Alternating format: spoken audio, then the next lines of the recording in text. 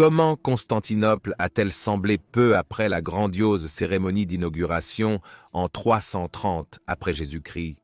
Nous avons déjà essayé d'imaginer ce qu'un voyageur dans le temps aurait vu à Constantinople à l'époque de Justinien et Pélisarius, et nous avons également essayé d'imaginer à quoi ressemblait la ville quand elle s'appelait encore Byzance.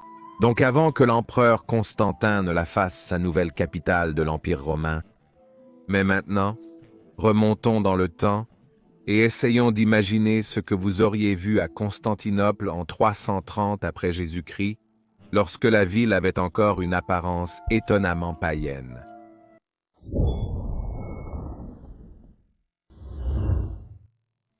Constantinople est une ville qui suscite une immense fascination pour beaucoup de gens. Parce que, comme Rome avant elle, elle a été la capitale de l'Empire romain pendant très longtemps. Et comme Rome également, pendant toute cette période, elle a connu des changements dramatiques au cours de son histoire. Nous avons déjà beaucoup parlé de l'aspect que devait avoir la ville avant que Constantin en fasse sa nouvelle capitale, donc depuis ses tout premiers siècles en tant que colonie thrace, jusqu'à la ville grecque de Byzantium et au Byzance romain. En ces temps-là, la ville avait un aspect très païen avec de nombreux temples gréco-romains ornant l'acropole qui se situait là où l'on trouve aujourd'hui le palais de Topkapi. À l'époque romaine, la ville s'est d'abord développée jusqu'au mur de Sévère, qui a été construit par Septime Sévère après que Byzance a subi des dommages assez importants lors des guerres civiles, après la mort de Commode. Mais il y a des preuves qu'en 300 après Jésus-Christ, la ville avait déjà dépassé le mur de Sévère, mais de combien? Nous ne savons pas. Nous pouvons supposer que c'est ainsi que Constantin aurait trouvé la ville lorsqu'il a choisi d'en faire sa nouvelle résidence principale en 324 après Jésus-Christ. C'était une ville romaine à part entière avec de nombreux temples païens, théâtres et amphithéâtres, avec un forum impérial qui deviendra plus tard connu sous le nom d'Augustaion, avec un grand stade pour les courses de chars, et bien sûr de nombreux bâtiments civiques. Il est difficile de reconstituer combien d'habitants avait le Byzance de cette époque, mais elle était beaucoup plus petite en termes de superficie par rapport à la ville ultérieure. Par conséquent, 100 000 habitants peuvent être considérés comme un nombre raisonnable. Selon la légende, Constantin a fondé la ville après un rêve dans lequel l'emplacement de son nouveau siège impérial lui a été révélé par un être angélique. Bien sûr, nous pouvons être assez sûrs que comme beaucoup d'autres révélations sacrées que Constantin aurait soi-disant eues, celle-ci aussi a été créée à titre posthume par ses écrivains chrétiens, en premier lieu parmi lesquels se trouvait Eusèbe. En réalité, il a probablement choisi Constantinople parce que Rome offrait encore trop de résistance à son approbation de la religion chrétienne et les sénateurs très païens de Rome n'étaient pas très enthousiastes à l'idée de voir de nombreuses églises construites dans toute la ville. Mais Constantinople serait une ville qu'il pourrait modeler selon ses souhaits et qui deviendrait une nouvelle capitale chrétienne. De plus, la ville était parfaitement située plus près des provinces orientales et de la Perse, et était également entourée aux 3/4 par l'eau. Ainsi, elle pourrait être transformée en une forteresse imprenable. De plus, le commerce vers et depuis la mer Noire rapporterait beaucoup de revenus, rendant la ville très riche au passage. Et merci de liker cette vidéo et de vous abonner afin de ne manquer aucune future vidéo sur l'époque fascinante de la fin de l'Empire romain. Et pensez également à soutenir notre travail sur Patreon ou via l'adhésion à YouTube, car la pérennité à long terme de cette chaîne dépend vraiment de votre soutien. YouTube n'est pas vraiment généreux avec un sujet de niche comme la fin de l'Empire romain, et les revenus publicitaires des vidéos sont vraiment faibles. Donc, pour être durable à long terme, j'ai vraiment besoin de votre soutien financier via Patreon ou l'adhésion à YouTube, aussi désolé que je sois de dire cela. Et j'aimerais remercier notre nouveau membre César Konrad Czarnomski, pour son soutien si généreux à cette chaîne. Merci beaucoup Konrad pour ton soutien généreux. Et bien sûr, j'aimerais remercier tous ceux qui soutiennent cette chaîne sous quelque forme que ce soit. Merci beaucoup mes amis. C'est donc en 324 après Jésus-Christ que Constantin a ordonné les travaux d'expansion considérables de la ville de Byzance et en a fait sa nouvelle Rome. Cependant, elle ne conserverait pas ce nom longtemps, car elle deviendrait rapidement connue sous le nom de Constantinople, la ville de Constantin. Pendant 6 ans, des travaux considérables ont été effectués et l'ancienne Byzance a été largement étendue vers l'ouest. La ville s'est considérablement agrandie avec la construction de nombreuses nouvelles rues et bâtiments. Bien que pour être juste, on ne sait pas exactement quelle était la taille de la ville sous les Sévères, et comme je l'ai dit auparavant, il y a des indications que même à cette époque, la ville avait déjà dépassé les murs de Septime Sévère, mais malgré tout, c'était un effort gigantesque pour une période de temps aussi courte. De nombreux tailleurs de pierre, architectes, artistes, constructeurs et une grande main-d'œuvre de tout l'Empire sont venus à Constantinople pour aider à cette énorme entreprise. Mais Constantin étant Constantin, bien sûr, a également pillé l'ancienne Rome et plusieurs autres villes de statues et autres ornements afin d'embellir sa nouvelle capitale au Bosphore. La liste des nouveaux bâtiments est assez longue, mais il y a un problème pour reconstruire à quoi ressemblait exactement Constantinople lors de la grande célébration que Constantin a organisée en 330 après Jésus-Christ, lorsque la ville serait officiellement inaugurée en tant que nouvelle capitale. À savoir que de nombreux bâtiments de la Constantinople de Constantin ont été détruits lors des émeutes de Nika environ 200 ans plus tard. Il est donc assez difficile de reconstruire les bâtiments ou le style architectural. Et pour cela, nous devons principalement nous fier aux descriptions qui ont été conservées de cette époque. Car la plupart des structures que nous trouvons aujourd'hui découlent d'après les émeutes de Nika, lorsque de nombreux bâtiments ont été reconstruits après cet événement en 532 après Jésus-Christ. Mais une chose est certaine, la Constantinople de Constantin, en 330 après Jésus-Christ, était assez différente de la Constantinople plus tardive de Justinien. Imaginez maintenant avoir une machine à remonter le temps, et que vous pourriez voyager jusqu'à l'année 330, peu après la grande cérémonie d'ouverture. Qu'auriez-vous vu? Vous remarqueriez d'abord que la ville conservait encore un aspect étonnamment païen. Constantin avait déjà ouvertement commencé à favoriser le christianisme à cette époque, mais il n'a démoli aucun des anciens temples païens de la ville, ni ne les a fait fermer.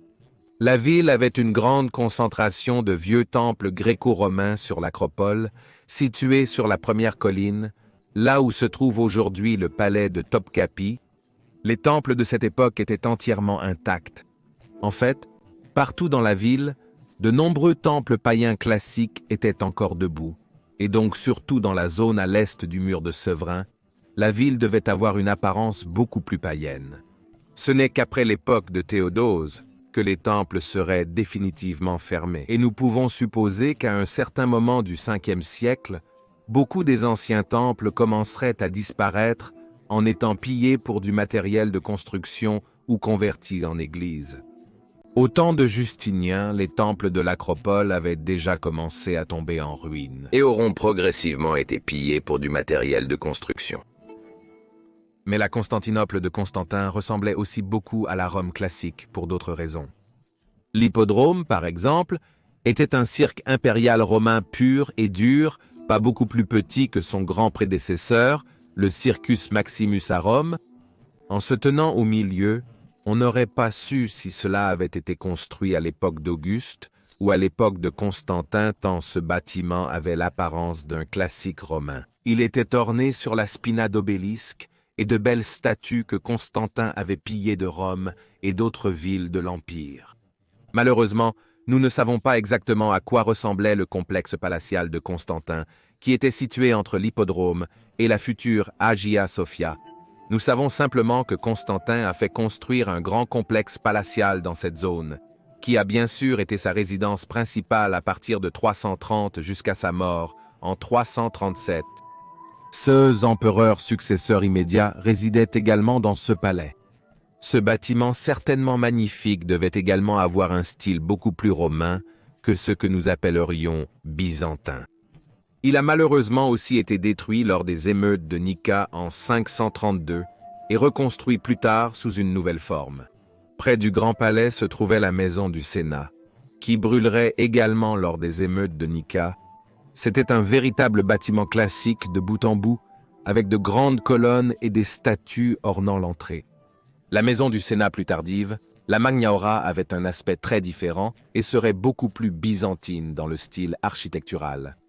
Directement au complexe du Grand Palais se trouvait l'espace central, l'Augustion, en son milieu. Il y avait une grande statue du dieu du soleil Hélios.